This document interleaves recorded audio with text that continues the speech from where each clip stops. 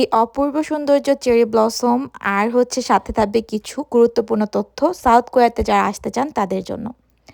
তো সাউথ কোরিয়াতে যেহেতু এখন বিভিন্ন ধরনের প্রোগ্রাম স্টার্ট হয়েছে, স্টুডেন্টরা অনেকে আস্ক করেন যে এই প্রোগ্রামগুলোতে আসা কি উচিত হবে বা হবে না।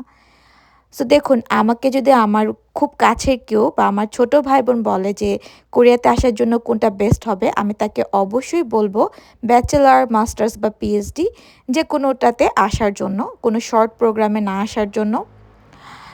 আমার তরফ থেকে তার জন্য প্রথম উপদেশ যেটা থাকবে বা সাজেশন যেটা থাকবে যে টপিক কোরিয়ান ল্যাঙ্গুয়েজ শেখার জন্য যদি সে কোরিয়াতে আসতে চায়, খুব ইন্টারেস্টেড হয়।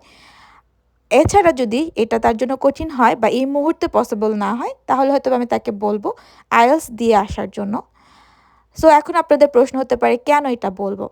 দেখুন, যে শর্ট প্রোগ্রামগুলো আছে আমি কাউকে জাজ করি না, কারণ everybody has different situation. So এভাবে আসলে জাজ করাও উচিত না।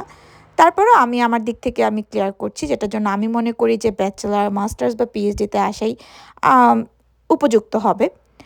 সো যেহেতু এই প্রোগ্রামগুলো অনেক কস্টলি হয়, মানে খরচটা বেশি থাকে, পাশাপাশি আরও কিছু ইস্যু আছে যেগুলো হয়তো আমি কোনো এক ভিডিওতে আপনাদের সাথে শেয়ার করব। বাট ওভারঅল যারা আসছে তাদের এক্সপিরিয়েন্স খুবই বাজে। এনিওয়ে, ওইগুলোতে আমি জাজ করব না বা ওইসব বিষয় নিয়ে আমি কথা বলতে চাই না। আমি আমার পক্ষ থেকে আপনাদেরকে যেটা বলবো যে ট্রাই করুন টপিকটা কমপ্লিট, টপিক দিয়ে। ইনফ্যাক্ট আইএলটিএস যদি আপনার পক্ষে পসিবল না হয়, টাইম নিন। তারপরও আপনি চেষ্টা করুন যে ব্যাচেলর, মাস্টার্স ও পিএইচডিতে আসার জন্যই।